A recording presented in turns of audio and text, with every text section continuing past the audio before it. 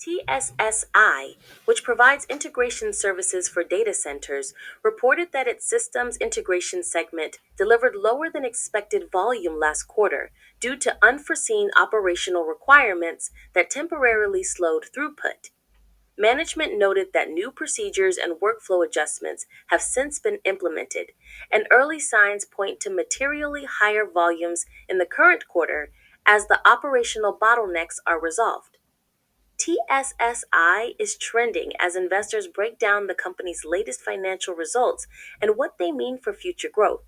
Community discussions are focused on revenue declines and how much of that softness may be tied to shifts in its partnership with Dell, a key customer that has historically driven a meaningful portion of TSSI's business. There's also broader debate around where TSSI fits within the rapidly growing AI and data center tech ecosystem, especially as competition intensifies. Despite the concerns, some bulls remain optimistic. They highlight expectations for substantial EBITDA growth over the coming quarters as cost controls and operational improvements take effect. Supporters also point to TSSI's expansion into new facilities as a strategic move to increase capacity and better align the company with long term demand from AI infrastructure buildouts.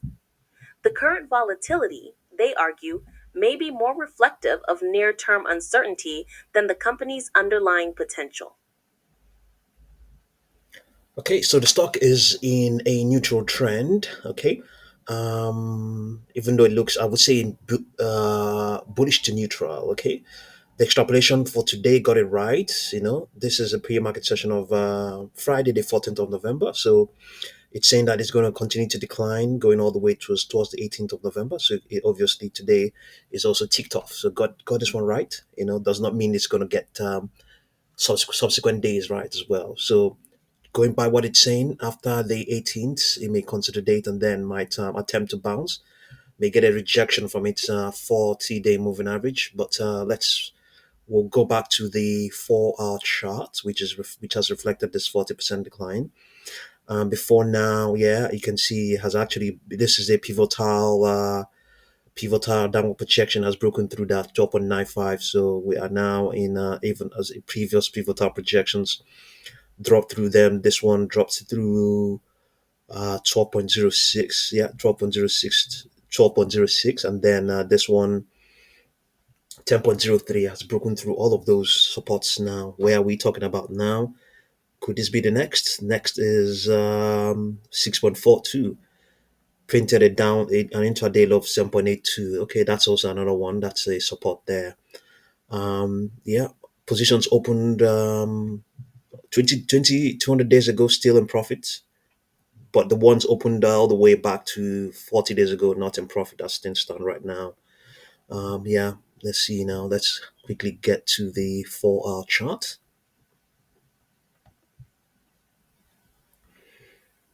Yeah, okay, 4-hour chart.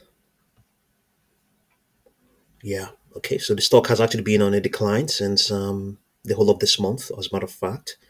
And yeah, in this session, some consolidation, a respite seemed to have been established up till Tuesday, pre-market session of Tuesday the 18th. Then after that, the decline may resume. Okay, so it's expected to trade within this space. It's not expected to go beyond the 40 period moving average. Yeah, the 40 period moving average, just as in the daily chart, is expected to be a resistance. Projections here to the upside are saying, let's see what we have. Um,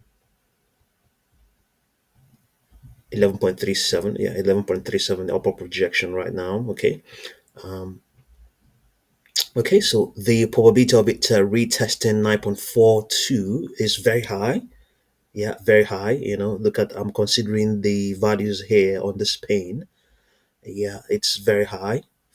14.9.5. Yeah, you can see that that value, the first value, in fact, all of them there, but I'm considering the first one, which is 15.34. That is the 10-day moving average, 10 period moving average, 10 period moving average value. It is greater than 9.46, so it means that the probability is very high. I can even say probably 98% or thereabout. What of this? What of it retesting 11.38? It is also very high as well. What of this? It retesting 15.29, also quite high as well. What of 16.3?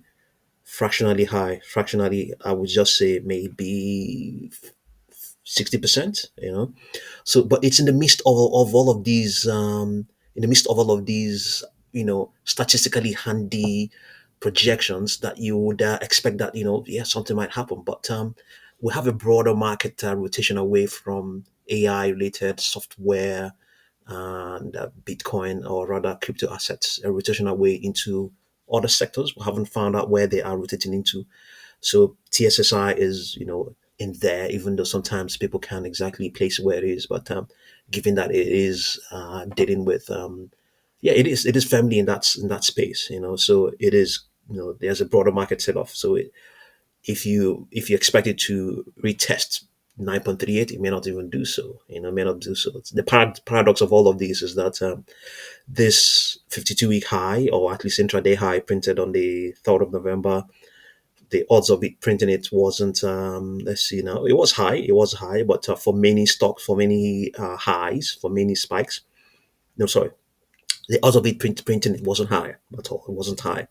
Statistically, the probability of it printing it wasn't very high, isn't very high. When it before it did it, it was also not high at all, but it still went on to do so. So what drives the markets or the stocks to break out and defy odds and resistances, and anything you can think of, is the conviction. People, where the buyers or the market galvanizes to you know just buy. It will break out and defy any statistical extrapolations and probabilities and projections. But we don't have it now. So a hanging fruit like 9.38 dollars with very high probability may not even happen. So that's what we are dealing with right now. The market is just skittish and fearful. Profit taking is going on right now. So yeah, this is what's going on right now. The stock, that's a huge plunge. This is on top of what it lost yesterday, 5.63. And even in that session, it was so bad. Yeah, was this okay? No, yeah, yeah. It actually began. Yeah, this is where this plunge actually is spilled into what we're looking at right now. So yeah, it has actually improved. It has actually recovered. So this loss was actually way more than 40%. It was actually way more than that. So as things stand right now, okay, 452,000 shares have crossed the tape, not a huge lot. Volatility is expected to more than double in the coming days. Okay, so far so good. Let's see how they are trading the stock. Okay, it doesn't look that active as such. Doesn't look that active. One other thing we could equally do is have a look here, using this price pressure momentum. I mean, on its 10 period moving average, to see what they're doing. Are they buying? Have they been selling more or buying more? Let's see. Price pressure momentum is, yeah, it's getting worse. It's getting worse, and yeah, selling pressure is also getting worse as well. The pace is, yeah, the pace is worse and it's not getting better. So selling more and more, so more and more. Maybe some people are attempting to buy, but it's not. The sellers have the upper hand as things stand right now. So we'll see how it goes. Okay. So thank you very much for watching this video.